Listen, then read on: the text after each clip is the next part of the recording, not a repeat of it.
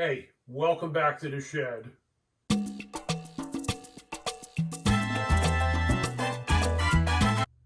So today on the shed, we're going to do something a little bit different. We're doing something the same in that building a mullet. But here's the thing. See this bike here? This is the bike that we built on the last waltz. And it was a friend of mine, Steve. He bought a bare frame and a JG crank. And when I was moving out of my old shop, we took all the parts out of my attic and we put it together as a bike for him to ride. Now, since then, he's updated a few things. He has Shimano MT200 brakes, and he has a 10-speed Dior setup. But basically, it's the same bike it was, and it's a straight-up 27.5 front and rear. Now, normally, when I build a mullet, or when I do any modifications, if you watch my videos, you know, we're right on the whiteboard, doing the math, figuring it all out, seeing about any, perhaps, complications or things we need to keep account for. We're throwing that all out the window this time. We happen to have a 26-inch wheel here from Lizzie's bike. Now, if you saw the last video, the single-speed mullet, we took this off when I did her single-speed conversion, and it happens to be the same cassette that Steve has, and it's a Maxxis DHR. Steve has a Maxxis Aggressor, but they're pretty close to the same thing. So here's the plan. Here's our devious plan for this test. We're going to go out to the same trail that we did the single-speed mullet test, and we're going to set the bike up with a blanket on the rear tire.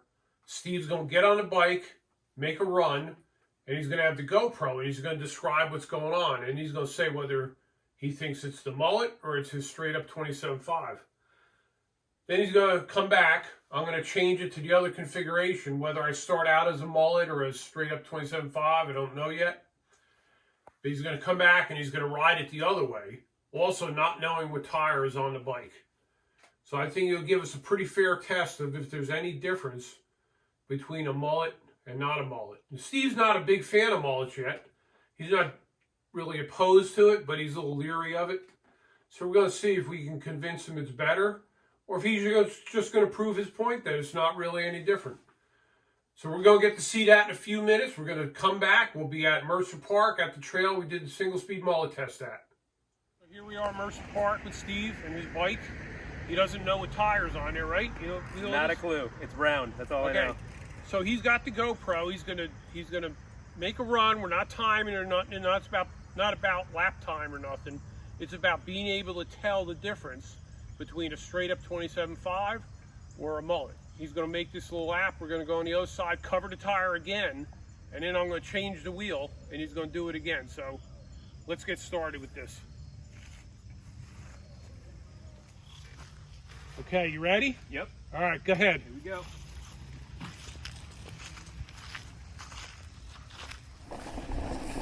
I don't really know which one it is, but from what I've been told, the benefits of having a mullet is that you should be able to corner a little bit faster, or a little bit more easily and aggressively than having a standard setup with the same size tires on both sides. But to be honest, I probably won't be able to tell the difference until I ride both of them. Or if it's just my brain playing games on me, but it feels like I'm able to accelerate a little bit faster, which might mean that I have the smaller tire in the back. And it's nice on trails like this where top speed doesn't really matter, but it is nice being able to get up to speed and then also being able to corner faster. But again, it could just be my brain saying, oh, you've got a mullet, so you must be doing better. When in reality, I am not. But also anybody who has a mullet in real life or on a bicycle is doing better in life. Yeah, I will say I feel like I'm taking the corners a little bit faster than I normally would.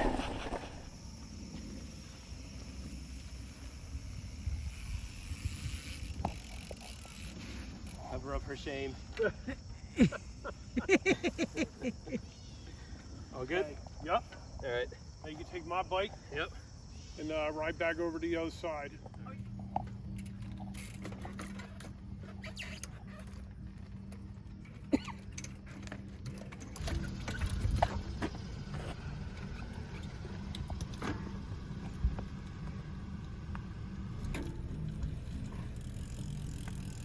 All right, here we go. Insta mullet. Carry Here it we away. are, stage 2. Now I gotta lift You this gotta up, set right? your seat. All right. Didn't want you to have any clues. All right. Appreciate it. By the way, I had to run back. I set both tires the exact same pressure, Okay. so there wouldn't be no difference with that. All right.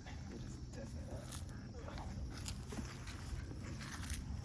that out. Right height? Yeah, it feels pretty good. Okay. And we're back. That's what Ashley said when we got married. Yeah. All right. All right, Anyone? Good? go. All right. All right, round 2. I feel like I'm going faster somehow,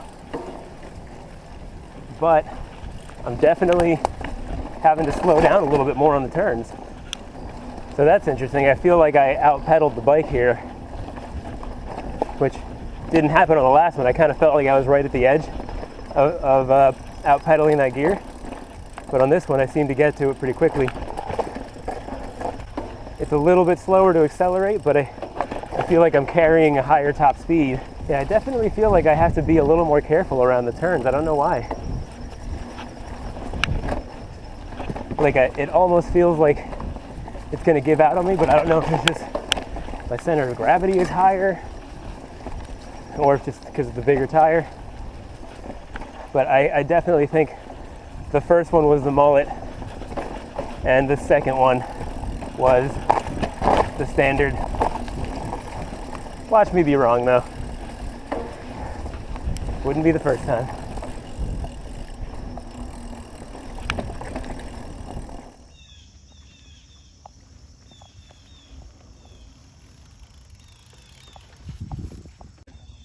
Number 1 Number 1, was the Mullet. let's unveil the tire. Dun dun dun. Which one is this? That's the. Read it. That's the 26. This is the Mullet. That's the mullet. Really? Go figure. So what felt different about it the first time to the second time? So this one, the one difference, I out-pedaled the bike, and I switched up. I went up in gears. The first one, I felt like I was just, at the edge of where I needed to switch up, but it was fine. Right. But this one, for some reason, felt a little bit more uneasy in the turns. I felt more secure in the first one.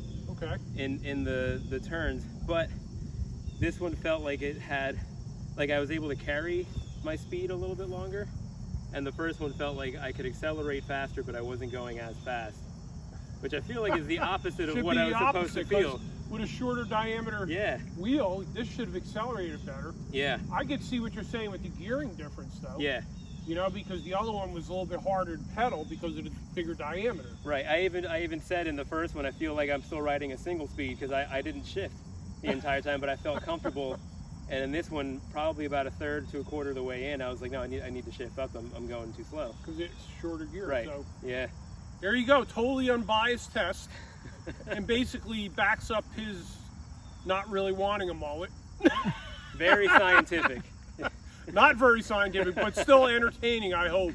All right, I hope you all enjoyed this little test, and we'll see you next time on the shed. 1 hour later. So guess what happened? After about an hour of riding, Steve has a little bit more to say about the whole mullet thing. So the first time I rode it, I think just because I'm not used to riding a Mullet, the only difference I found was that it just felt slower. But I felt unstable. It wasn't really cornering the way that a Mullet was supposed to.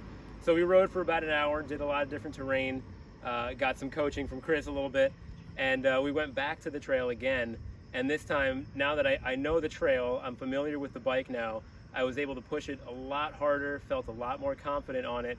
And as long as you keep momentum on the bike, you can corner a lot faster, at least in my opinion, than with the standard setup. But you do have to keep it moving.